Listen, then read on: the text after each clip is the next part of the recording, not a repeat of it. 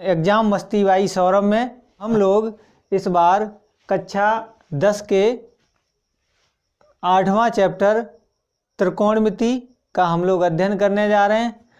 और यदि हमारा चैनल आपको अच्छा लगता है तो इसको लाइक और सब्सक्राइब ज़रूर कीजिएगा और हमारा वीडियो पूरा देखिएगा। इस बार हम गारंटी लेते हैं कि त्रिकोणमिति आपको अच्छे से समझ में आएगा। यहाँ पर लिखा हुआ है चैप्टर नंबर 8 त्रिकोणमिति। त्रिकोणमिति दो शब्दों से मिलकर बना है, त्रिकोण प्लस मिति। त्रिकोण 3 कोण और मिति का अर्थ होता है नापना। अंग्रेजी में हम लोग देखें तो ट्राइगोनोमेट्री, यहाँ पर ट्राई TRI गोन और मेट्रोन। यहाँ पर ट्राई का अर्थ होता है 3, गोन होता है भुजा, मेट्रोन मीन्स होता है माप। तो त्रिकोणमिति का ये परिचय हो गया। अब इसमें हम लोग त्रिकोणमिति अनुपात की तरफ चलते हैं।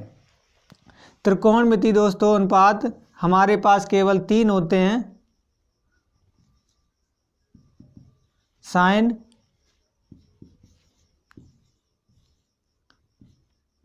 कोसाइन,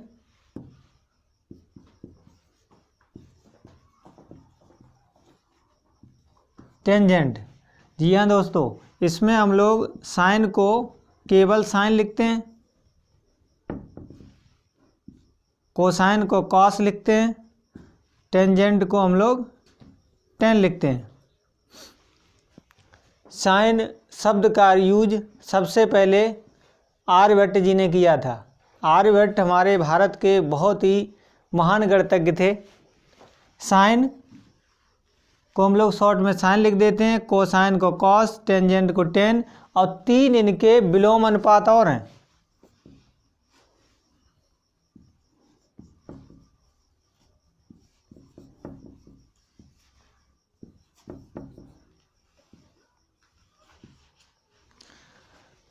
तीन हमारे पास त्रिकोणमिति मुख्य अनुपात हैं, 3 उनके विलोम हैं। साइन का विलोम कौशिक होता है, कॉस का सेक होता है, टेन का कॉट होता है। फिर से देख सकते हैं, टेन का कॉट, सेक का कॉस और कौशिक का साइन। अब इनको हम लोग और अच्छे से समझने के लिए हम लोग हेक्सागोन द्वारा भी समझ सकते हैं। षटकोण, ये समषटभुज हो गया। देखिए हमने अभी अभी आपको अनुपात लिखे, तो साइन का अपोजिट हमारे पास क्या हो गया, कौशिक, और कौशिक का क्या हो गया, साइन। हम लोग देखो इनसे अभी अभी देखो कितने फार्मूले सीखते हैं। देखिए यहाँ से हम लोग लिखेंगे तो साइन, यहाँ पर हम कोई एक एंगल और दे दें, जैसे कि हमने थीटा मान लिया।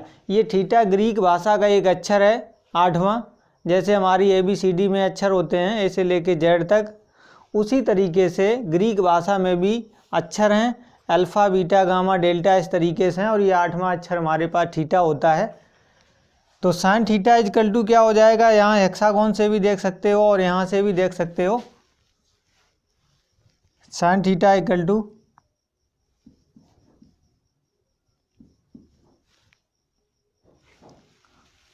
और कॉसेक थीटा इक्वल टू क्या लिख सकते हो, 1/sin theta. Tan theta equal to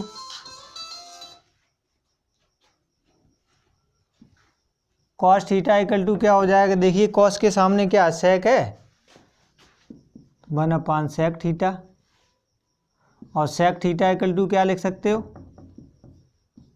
1/cos theta. इसी तरीके से टेन के सामने क्या लिखा हुआ है, टेन थीटा इक्वल टू क्या लिख सकते हैं, कॉट थीटा, और कॉट थीटा इक्वल टू क्या हो जाएगा, 1/tan थीटा। तो इस तरीके से अभी हम लोगों ने ये 6 फार्मूले सीखे। अभी हम लोग और अभी इसी षटभुज से और फार्मूले अभी सीखेंगे। अगर जो आपको 90 - थीटा के केस वाले आपको फार्मूले चाहिए तो आप इनको इस तरीके से याद कर सकते हैं। Number 1 sine 90 minus theta. देखिए साइन के सामने क्या लिखा हुआ है, कॉस, तो कॉस थीटा हो जाएगा। इसी प्रकार cos 90 minus theta equal to हो जाएगा साइन थीटा। यहीं से याद हो रहा, सीधे सीधे हम लोग लिखते जाएंगे। 10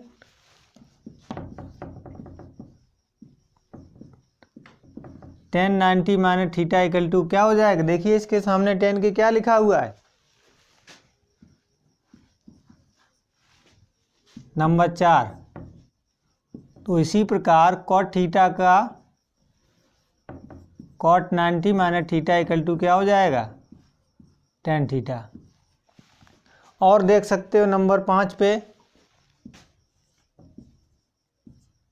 सेक 90 माइनस थीटा की वैल्यू क्या हो जाएगी, देखो सेक के सामने क्या लिखा हुआ है, कॉसेक थीटा।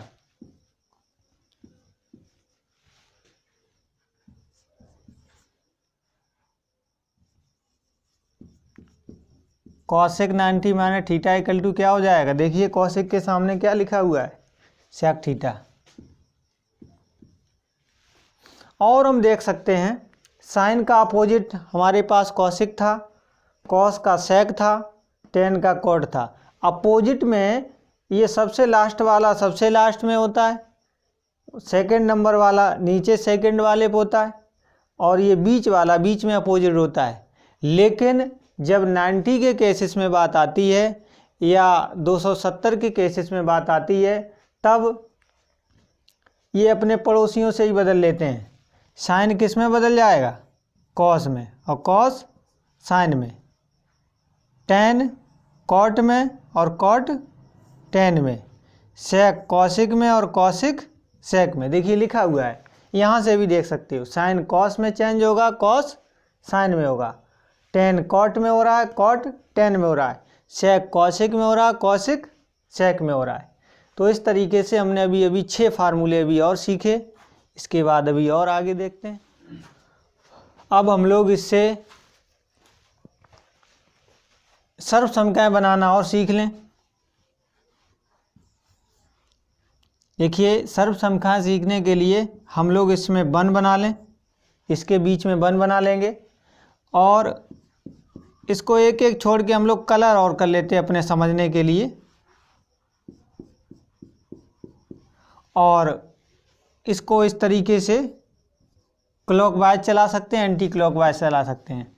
तो पहली सर्वसमका देख लीजिए, साइन स्क्वायर थीटा प्लस, पहले नंबर साइन आ रहा है फिर कॉस आ रहा है, इक्वल टू 1। दूसरे पे क्या आ रहा है, यहाँ से स्टार्ट हम लोग कर देंगे, 1 plus cot square theta equal to cosec square theta. इसी तरीके से नंबर 3, इस पे भी ऐसे ही चला देंगे, tan square theta plus 1 equal to sec square theta. इस तरीके से ये हमारी 3 सर्वसमकाएं हो गई हैं। वैसे बुक में इस तरीके से दिया गया है, ये फर्स्ट नंबर पे है और ये सेकंड पे है और ये थर्ड पे है। ये 3 सर्वसमकाएं हैं। हमारे पास केवल 3 ही सर्वसमकाएं हमारे कोर्स में कक्षा 10 में, और सर्वसमिका और समीकरण हम लोगों ने 2 देखे होंगे। तो सर्वसमिका और समीकरण में क्या अंतर होता है, अगर जो आप लोगों को पता हो तो कमेंट बॉक्स में बताएं, नहीं पता तो देख लीजिए। समीकरण कुछ मानों के लिए ही सत्य होते हैं, जैसे कि एग्जाम्पल के लिए इसमें x की वैल्यू क्या हो सकती है, ओनली 4। तो 4 plus 5 equal to 9, 9 equal to 9। इसके अलावा x की वैल्यू 4 के अलावा आपने और कोई वैल्यू लगा दी तो ये इसको सेटिस्फाई नहीं करेगा। तो समीकरण की यही विशेषता होती है, वो केवल एक या 2 मानों के लिए ही सत्य होता है, कुछ निश्चित मानों के लिए। और सर्वसमिका सभी मानों के लिए सत्य होती है, जैसे आप लोग देख भी सकते हैं। जैसे आप लोग फर्स्ट वाली देख लें या सेकंड वाली देख लें,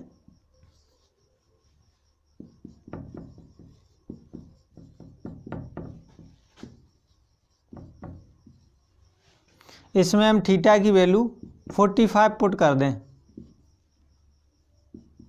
देखते हैं क्या आता है।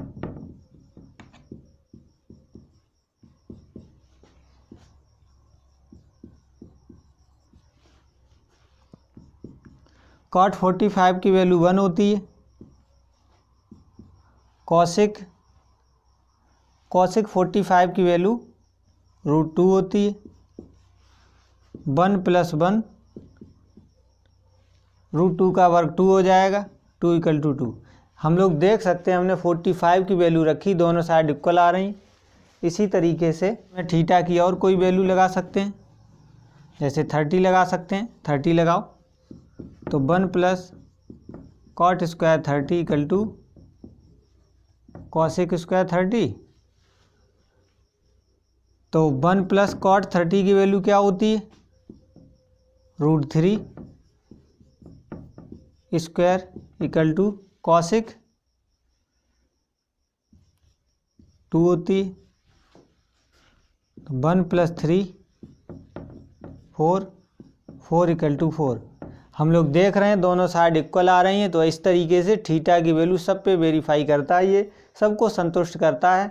तो इसीलिए हम लोग इनको सर्वसमीकाएं कहते हैं। सर्वसमीका का अर्थ होता है सभी मानों के लिए सत्य, जितने भी थीटा की वैल्यू होंगी सभी के लिए सत्य आएगा। और हम लोग देख लेते हैं एक बार ये सर्वसमीका बनी कहाँ से है। अभी तो हमने आपको याद करने की ट्रिक बताई कि यहाँ से sin square theta + cos square theta = 1 हो गया, और 1 + cot square theta = cosec square theta हो गया, और tan square theta + 1 = sec square theta हो गया।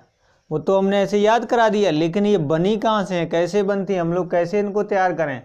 तो उसके लिए हम लोग एक ट्रायंगल देखें। यहाँ पर ये 90 डिग्री का एंगल है, और 90 के सामने क्या होता है, कर्ण। कर्ण को हम लोग कैसे भी डिनोट कर लेते हैं समझने के लिए। और जो भी एंगल हम मानते हैं उसके सामने की जो भुजा होती है वो हमारी लंब कहलाती है। लंब को हम लोग L से भी डिनोट कर सकते हैं, और कोण से जो संलग्न भुजा होती है उसको हम लोग आधार, इसको A से भी प्रदर्शित कर सकते हैं समझने के लिए। अब हम लोगों को पाइथागोरस की प्रमेय बहुत पहले से पता है। पाइथागोरस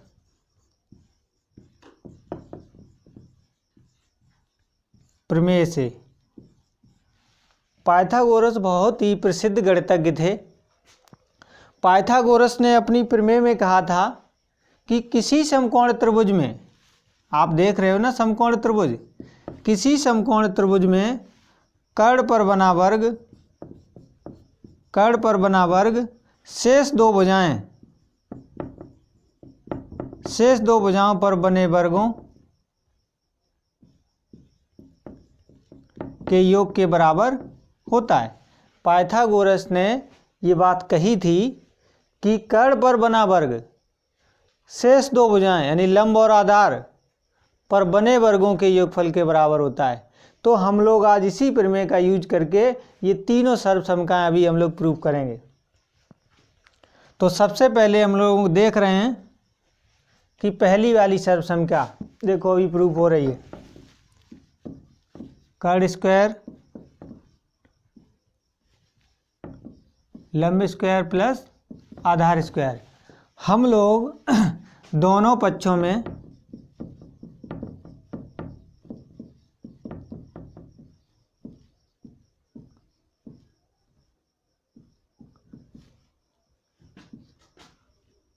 कर्ण स्क्वायर या जिसको हम लोग के स्क्वायर कह सकते हैं से भाग देने पर, तो कर्ण स्क्वायर बटे कर्ण स्क्वायर लंब स्क्वायर प्लस कर्ण स्क्वायर प्लस आधार स्क्वायर कर्ण स्क्वायर। देखिए हमने दोनों पक्षों में कट स्क्वायर से भाग दे दिया है, यहाँ पे कैंसिल आउट हो जाएगा। 1 इक्वल टू एल अपान के प्लस ए अपान के। हम लोग जानते हैं ना लाल बटे कक्का से, लाल बटे कक्का से हम लोग जानते हैं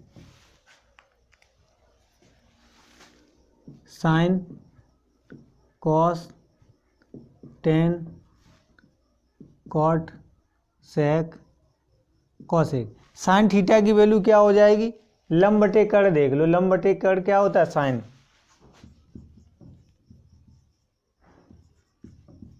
वर्ग। आधार बटे कड़ क्या होता है कॉस।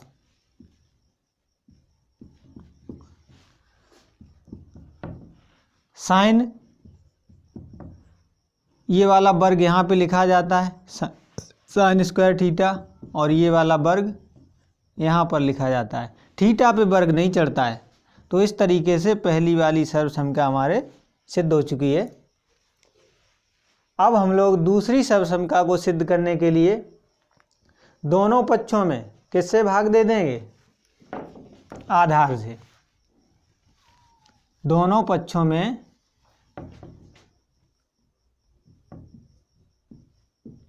आधार स्क्वायर से भाग देने पर देखते हैं क्या आता है।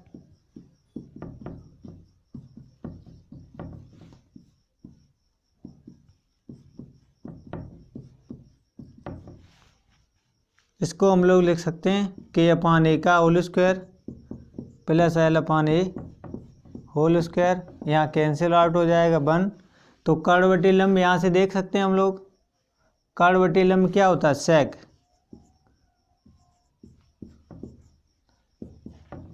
लंब बटे आधार क्या होता है tan।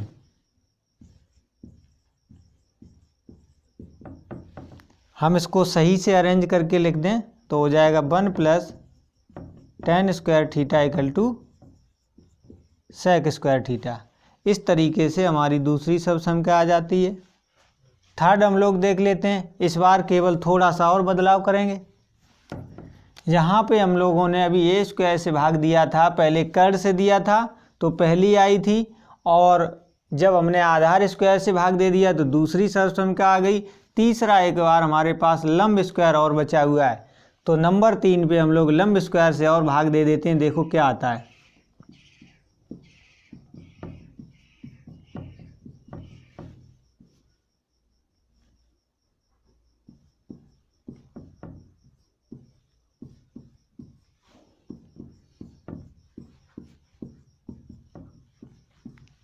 यहाँ पे एल एल कैंसिल आउट हो जाएंगे। इसको हम लोग होल स्क्वायर चढ़ा सकते हैं। कर्ण बटा लंब यहाँ से देख लो, कर्ण बटा लंब हमारे पास है कॉसेक स्क्वायर। इसी तरीके से आधार बटा लंब देख लो, कॉट स्क्वायर है। इसको हम लोग सही से सेट करके लिखते हैं तो 1 plus cot square theta equal to cosec square theta. इस तरीके से ये हमारी तीसरी सर्वसमता और बन जाती है।